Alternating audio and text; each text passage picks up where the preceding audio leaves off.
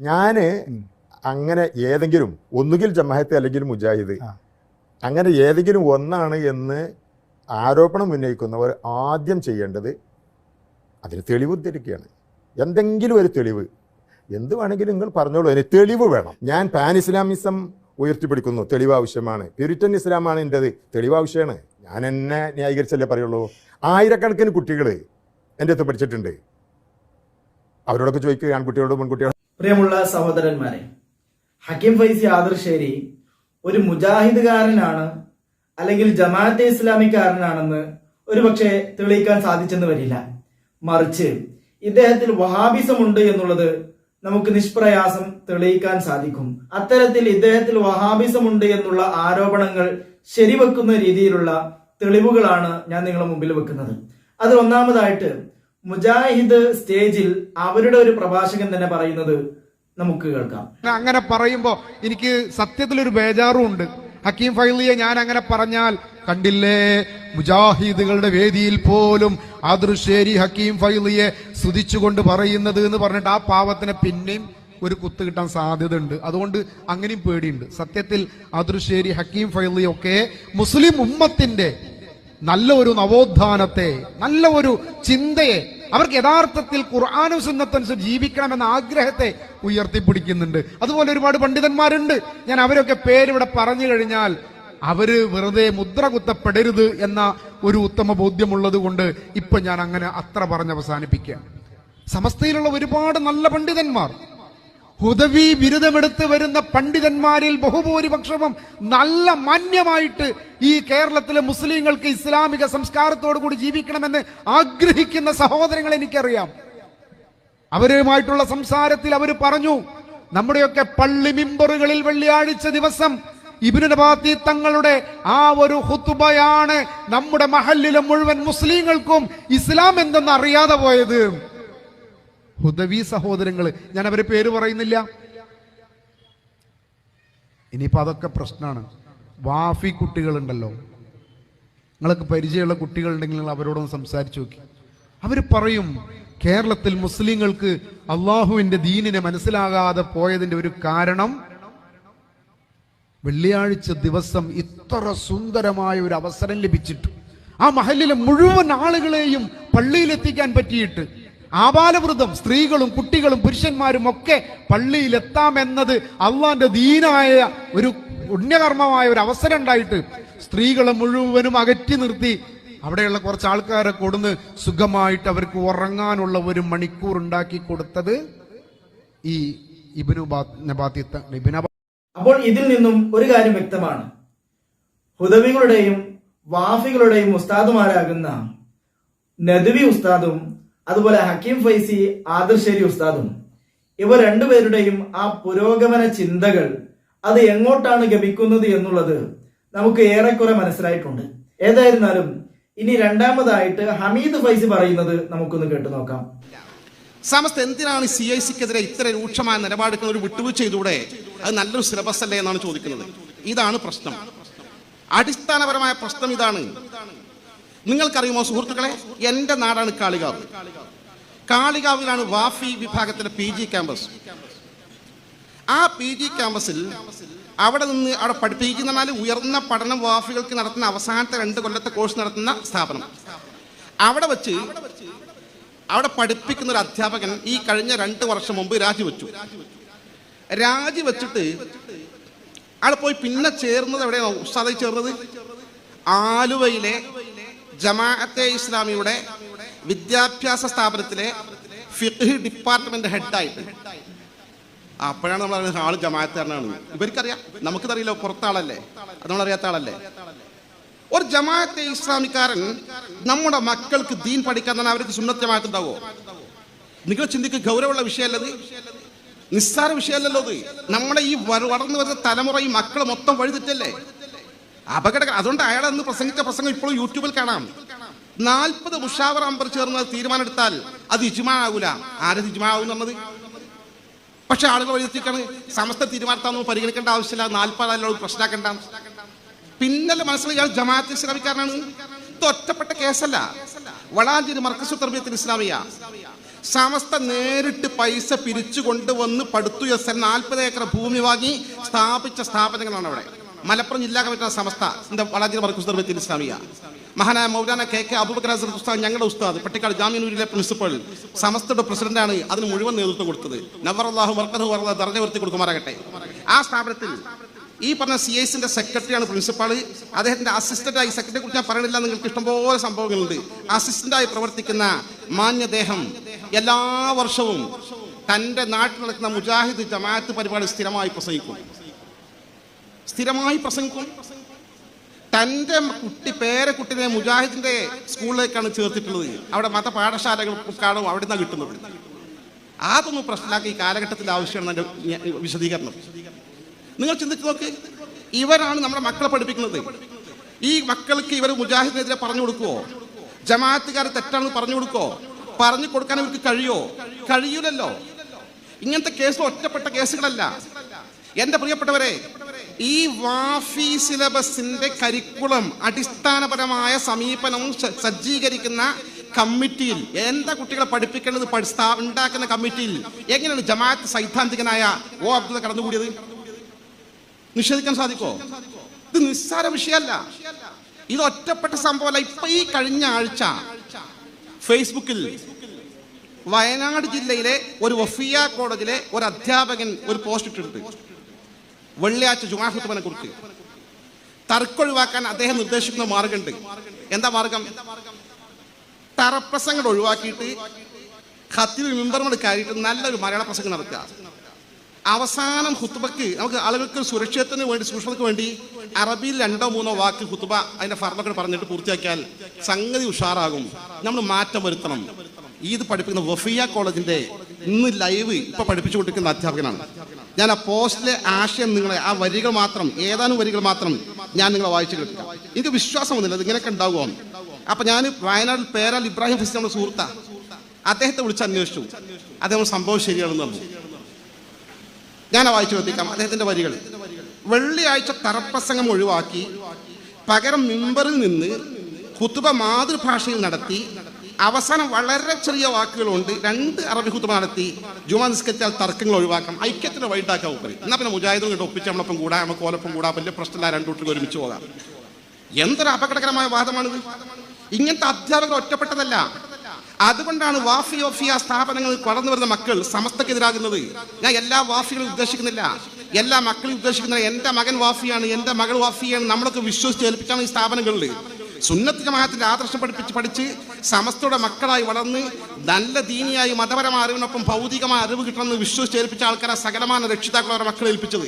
പക്ഷെ ഇതാണ് പഠിപ്പിക്കുന്നെങ്കിൽ എൻ്റെ മക്കൾ അള്ളാഹു കാത്തു, ഞാൻ അപ്പപ്പോൾ ലൈവായി ഓരോ പ്രശ്നമെന്ന് വേണ്ട വിശദീകരണം കൊടുക്കും. അതുകൊണ്ട് 2 മക്കളും വഴിതെറ്റി പോയിട്ടില്ല. അവർ 2 പേരും വാട്സപ്പ് ഗ്രൂപ്പിൽ നിന്ന് ഒഴിവാക്കി റിമൂവ് ചെയ്തും ചെയ്തിട്ടുണ്ട്. പക്ഷേ എല്ലാവർക്കും ഇങ്ങനെ ഓരോ സമയത്ത് മക്കളെ കാര്യം ശ്രദ്ധിക്കാൻ കഴിയില്ലോ. നമ്മുടെ ഈ മക്കളെ വഴിതെറ്റിക്കുന്ന, സമസ്തക്കെതിരെ തിരിച്ചുവിടുന്ന, സുന്നി ആദർശം ഇപ്പറയുന്ന നയനിലപാടുകൾ ഈ കാര്യത്തിൽ നടപ്പാക്കാൻ പറ്റില്ലെന്ന് പറഞ്ഞ് സമസ്തയെ പുച്ഛിക്കുന്ന ഈ ഒരു സംവിധാനം തുടരുന്നത് കൊണ്ട് അടിസ്ഥാനപരമായി സമസ്തക്ക് ഉൾക്കൊള്ളാൻ കഴിയില്ല. അല്ല, സമസ്തക്ക് അസൂയാണെന്ന് ചില ആൾക്കാർ പറയും. ഈഗോ ആണെന്ന് പറയും. ഒരു ഈഗോ ഇല്ല, ഒരു അസൂയ ഇല്ല. ഇത്തരത്തിൽ അടിസ്ഥാനപരമായ ആദർശമായ കാര്യങ്ങളും അച്ചടക്ക രാഹിത്യങ്ങളും ഒരുപോലെ സമഞ്ജസമായി സമ്മേളിച്ചത് കൊണ്ടാണ് അവസാന ഘട്ടം ഒക്കെ കഴിഞ്ഞ് ലാസ്റ്റ് അവർക്കെതിരെ ആക്ഷൻ എടുക്കേണ്ടി വന്നത്. ദയാനിധിയായ റബ്ബ് സുബ്ഹാനഹു വ തആല ശംസുലമയും കണ്ണിയത്ത് ഉസ്താദും വളർത്തിയെടുത്ത ഈ SKSSFന്റെ മക്കൾ ഇപ്പൊ ആദർശം അമാനത്താണെന്ന ക്യാമ്പയിൻ നടത്തുകയാണ്. ഇതൊരു ബറക്കത്തുള്ള സംഘടന. ഞാൻ ദൃക്സാക്ഷിയെ കണ്ണിയത്ത് ഉസ്താദിന് ഇതിനു വേണ്ടി ദുആ ചെയ്തതിന് വളരെ നേരം മലയാളത്തിൽ ദുആ ചെയ്തിട്ടുണ്ട്. ഷംസുൽ അപ്പ ഗൈഡൻസ് എടുത്തത് ഞാൻ ദൃക്സാക്ഷിയാണ്. പാണക്കാട് സയ്യിദ് ഹൈദർ ശിഹാബ് തങ്ങൾ നവ്വറല്ലാഹു മറാഖിദഹു അടക്ക ദർജ ഉയർത്തി കൊടുക്കുമാറാകട്ടെ. ഈ സംഘത്തിനോട് നന്നായി പ്രാർത്ഥിച്ചിട്ടുണ്ട്, പ്രവർത്തിച്ചിട്ടുണ്ട്, നേതൃത്വം ഇതൊക്കെ സ്ഥാപിക്കാൻ വേണ്ടിയിട്ട്. അവർ ആദർശം അമാനത്താണ്, കാലോചിതമായ പ്രമേയമാണ് അവതരിപ്പിച്ചിട്ടുള്ളത്. ഇതുമായി നമ്മുടെ പ്രവർത്തകർ മുന്നോട്ട് പോകുമ്പോൾ ഒരു വിഭാഗം ആളുകൾ ഇതിനെ ദുഷ്പ്രചരണമായി ആദർശം അമാനത്തല്ല, അത് മാനത്താണ്, ഇങ്ങോട്ട് ഇറക്കി കൊണ്ടുവരേണ്ടെന്ന് പരിഹസിക്കുന്ന ആളുകളുണ്ട്. അപ്പോൾ ഹക്കീം ഫൈസി ആദർശേരിയെ കുറിച്ച് പറയുന്ന കാര്യങ്ങൾ കേൾക്കുമ്പോൾ ഹക്കീം ഫൈസി ആദർശേരിയിൽ വഹാബിസം ഉണ്ട് എന്നുള്ളത് ആ സംശയം ഒന്നുകൂടെ മൂർച്ഛിക്കുകയാണ്. അപ്പോൾ ഏതായിരുന്നാലും ഇനി അടുത്ത തെളിവായിട്ട് പറയുന്നത് ഹക്കീം ഫൈസി തന്നെയാണ്. അതൊന്ന് കേട്ടു നോക്കാം. നബിദിന ആഘോഷം. അതേ സമയത്ത് ഇന്ന് ഞാൻ പറയുന്നത് മലബാറിന്റെ പശ്ചാത്തലത്തിലാണ്. മലബാറിൽ ദാരിദ്ര്യമില്ല, അപ്പോൾ ഭക്ഷണം പാഴാക്കുന്നത്, ദുർവ്യയം ചെയ്യുന്നത് ശരിയല്ല, അതിൻ്റെ ആവശ്യമില്ല. ഏത് ഭക്ഷണമായാലും ഭക്ഷണം മനുഷ്യൻ തിന്നണം, കഴിക്കണം. അനാവശ്യമായി ഭക്ഷണം പാചകം ചെയ്യരുത്, അനാവശ്യമായിട്ട് ഭക്ഷണം വിതരണം നടത്താതെ നശിപ്പിക്കരുത്. മാത്രമല്ല, നബിദിനത്തിൻ്റെ പേരിൽ ധാരാളം ദുർവ്യയം നടക്കുന്നുണ്ട്. ഇത് തന്നെയാണ് മുജാഹിദുകളും പറയുന്നത്, നബിദിനം എന്ന് പറയുന്നത്. അല്ല, മുജാഹിദീങ്ങൾ ദുർവ്യയത്തെ എതിർക്കുന്നത് കൊണ്ട് നമുക്ക് ദുർവ്യയത്തെ എതിർക്കാതെ പറ്റുമോ? ദുർവ്യയം പാടില്ലല്ലോ. നിങ്ങളൊരു ഇന്ത്യൻ പൗരൻ എന്ന നിലയ്ക്ക് നിങ്ങൾക്ക് അതിനോട് യോജിക്കാൻ പറ്റുമോ ദുർവ്യയത്തോട്? ഇപ്പോൾ നമ്മൾ ഒരു തെരുവിലൂടെ പോവുകയാണെങ്കിൽ, റോഡിലൂടെ പോവുകയാണെങ്കിൽ ഒരു 10 കിലോമീറ്റർ 5 കിലോമീറ്റർ പ്രകാശത്തിൻ്റെ ഗുഹ സൃഷ്ടിക്കുക. എന്തിന്? ദുർവ്യയല്ലേ? ഇദ്ദേഹം പറഞ്ഞത് എന്താണ് പ്രിയമുള്ള സഹോദരന്മാരെ? നബിദിനത്തിൽ നടത്തുന്ന ഭക്ഷണ വിതരണം, അതുപോലെ തന്നെ അലങ്കാര ലൈറ്റുകളൊക്കെയും ദൂർത്താണെന്നാണ് ഇദ്ദേഹം പറയുന്നത്. ഇത് തന്നെയല്ലേ വഹാബികളും പറയുന്നത്? വഹാബികളും ഇത് തന്നെയാണ് പറയുന്നത്. അവർ പറയുന്നത് നബിദിനത്തിന് നടത്തുന്ന ഈ റാലിക്ക് അല്ലെങ്കിൽ അതിന് ചെലവഴിക്കുന്ന പണം കൊണ്ട് പാവങ്ങളെ കെട്ടിച്ചുകൂടെ, അതല്ലെങ്കിൽ മറ്റെന്തിനെങ്കിലും ഉപയോഗിച്ചുകൂടെ? കാരണം എന്താ? ഇത് ദൂർത്താണ്, ഇസ്രാഫാണെന്ന് അവർ പറയുന്നത്. എന്നാൽ ഇത് ഇസ്രാഫാണോ? ദൂർത്ത് എന്ന് പറഞ്ഞാൽ എന്താ? അനാവശ്യമായ കാര്യങ്ങൾക്ക് പണം ചെലവഴിക്കുക.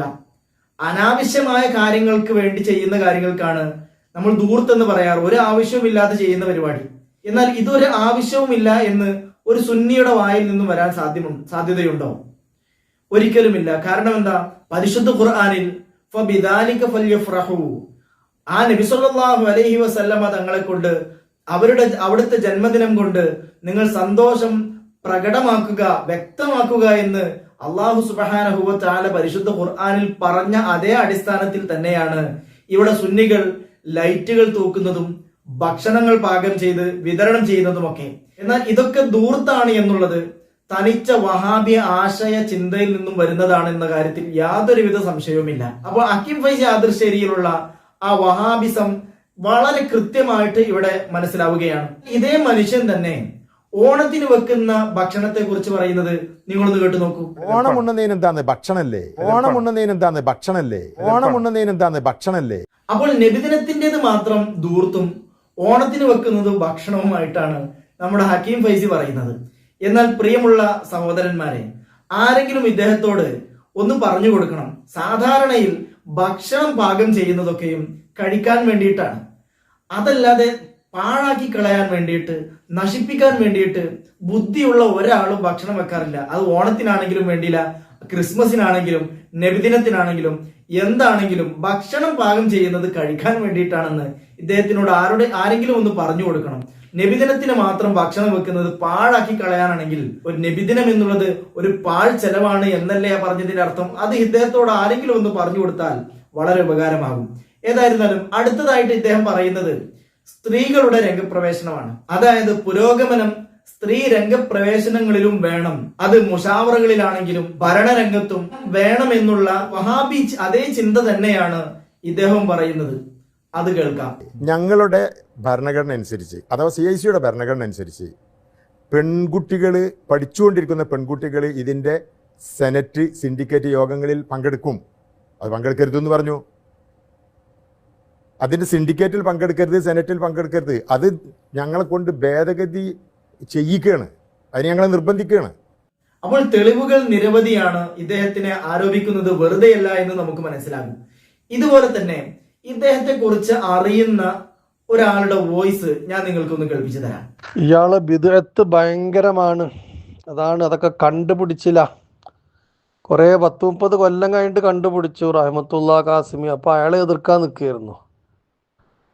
ഇയാള് നേരെ അളിയനും ഒറ്റ ബന്ധുവാണ് നമ്മുടെ അംസക്കുട്ടി വലിയൊരു ഇവര് ആദർശേരി. അയാൾ ഉഷാറായിട്ട്, അയാൾ സുന്നിയാണ്. നമ്മളുള്ളതല്ലേ പറയാൻ പറ്റുള്ളൂ. സുന്നി ആശയാണ്. ഇദ്ദേഹത്തിന്റെ ഈ മൗദൂദീസത്തിനോടും ബിദ്അത്തിനോടൊക്കെ എതിരാണ് നേരെ അളിയനാകുന്ന കുടുംബക്കാരനാകുന്ന അംസക്കുട്ടി വലിയൊരു. മനസ്സിലാകുന്നുണ്ടോ? അയാളിപ്പോൾ എന്തൊക്കെ അസുഖമായി ട്രീറ്റ്മെന്റ് ഒക്കെ നടത്തി ഇപ്പോൾ വിശ്രമത്തിലാ തോന്നുന്നത്. അയാൾ സുന്നത്തമായത്തിന്റെ ആശയാണ്. ഇദ്ദേഹത്തിന്റെ വീട്ടില് കെട്ടുകണക്കിന് പ്രബോധനുണ്ട്, പണ്ടേ വരുത്തുന്ന ആളാ. അതുപോലെ തന്നെയാണ് കോഴിക്കോട് റോഡ്, ചെമ്മാട്ട് നിന്ന് കോഴിക്കോട് റോഡിനുള്ള ആ വെള്ളത്തിൽ നിൽക്കുന്ന സ്ഥാപനം ഉണ്ട്. അതിൻ്റെ വൈസ് ചാൻസലർ ഉണ്ടല്ലോ, വൈസ് ചാൻസലർ അല്ലേ, അങ്ങനെയല്ലേ പറയാ. ആ ഫുള്ളി. അല്ലാ, അതൊക്കെ ഇതിൻ്റെ അപ്പുറമാണ്. ആ കുരു പൊട്ടിക്കഴിഞ്ഞാൽ കുരുവട്ടൂരുകളെ കുരുനെങ്ങാണ്ടും വലിയ കുരുവാക്കാർ. പിന്നെ പൂക്കോട്ടുകാരന് ഭൗതിക നക്കാപ്പിച്ചക്കും സ്ഥാനമാനങ്ങൾക്കും എന്തോ ഒരു കഴിവ്, സംസാരിക്കാനുള്ള വൈഭവം, അത് ഇടക്കലരാതെ 2-3 മണിക്കൂർ നിന്ന നിൽപ്പിന് കഫൊക്കെ മടക്കി വെച്ച് പിന്നെ കജ്ജകപാടെ പൊന്തിച്ചിട്ട് നല്ല പ്രിപ്രന്നെ അടിക്കാൻ വയ്ക്കും. അപ്പോൾ അതെല്ലായിടത്തും നടക്കണം. ആദ്യം അങ്ങോട്ടും ഇങ്ങോട്ടും നിന്നു, പിന്നെ സമസ്തക്കൊപ്പം നിന്നു, പിന്നെ അത് ഭൂരിപക്ഷം അപ്പുറത്താണ്, പച്ച പിടിച്ചോരൊപ്പം നിൽക്കുക നല്ലത്, നമുക്ക് മൈക്കും സ്റ്റേജും കിട്ടാൻ നല്ലത് എന്ന് കരുതി ഇപ്പം നേരെ അങ്ങോട്ട് ഫൗണ്ടേഷൻ്റെ അങ്ങോട്ടാണ് ചാടിക്കുന്നത്. അതിൻ്റെ ഒപ്പം പഠിച്ച ആൾക്കാരും നമ്മളോട് നേരിട്ട് പറഞ്ഞിട്ടുണ്ട്. ഈ പിന്നെ ഹക്കീം ഫൈസിയുടെ പേരിൽ നേരിട്ട് പോയി കണ്ട ആളുകൾ, ഞാൻ അവരുമായി സംസാരിച്ചത് അതുകൊണ്ടാണ് പറഞ്ഞത്. അയാളെ വീട്ടിലുള്ള ബിദഅത്തിൻ്റെ ഗ്രന്ഥങ്ങൾ, യൂസുഫുൽ ഖർളാവിയുടെ ഗ്രന്ഥങ്ങളൊക്കെ ഉണ്ട്. അപ്പം പിന്നെ ഇബ്നു തൈമിയ്യൻ്റെ ഗ്രന്ഥം മർക്കസിലില്ലേ ചോദിക്കും ചില ആൾക്കാർ. പുത്തനാശയക്കാർ, വലിയ ആൾക്കാർ, പിന്നെ ഇബ്നു തൈമിയ്യ പോലത്തെ ആൾക്കാരൊക്കെ വലിയ പിന്നെ കിതാബൊക്കെ കുറേ ഉണ്ട്. ബിദഅത്ത് ആശയം ഉണ്ടെങ്കിലും അതൊക്കെ മനസ്സിലാക്കാനും പഠിക്കാനും പുത്തനാശയക്കാരെ നമ്മൾ ഗണ്ണിക്കാനുമാണ്. ഷെയ്ഖുൽ ഇസ്ലാം എന്ന് പറഞ്ഞ് ഇവർ പുകഴ്ത്തുമ്പോൾ നിങ്ങളുടെ ഷെയ്ഖുൽ ഇസ്ലാം തന്നെ പറഞ്ഞിട്ടല്ലോ അങ്ങനെ കാര്യങ്ങളെന്ന് പറഞ്ഞ് ഗണ്ണിക്കാൻ വേണ്ടിയാണ്. ഇയാളതല്ല, ഇയാളെ ആശയം ഉള്ളത് കൊണ്ടാണ് യൂസുഫുൽ ഖർളാവിയുടെ കിതാബും ഒക്കെ ഉള്ളത്. ഇയാളെ വീട്ടിലുണ്ട്, അട്ടിക്കട്ടിക്കിരിക്കുന്നുണ്ട് എല്ലാതും. അത് നിങ്ങൾക്ക് കണ്ട ആൾക്കാരും കുടുംബക്കാരാകുന്ന ആളുകളും പറഞ്ഞിട്ടുണ്ട് എന്നോട്, അതുകൊണ്ടാണ് പറഞ്ഞത്. അതുപോലെ സമദിൻ്റെ ഒപ്പം പഠിച്ചവരും ബിദഅത്തുണ്ട് ഉള്ളിൽ. നമുക്ക് അമ്പലക്കടവിന് ബിദഅത്തുണ്ടെന്ന് ഞാൻ പറയുമോ?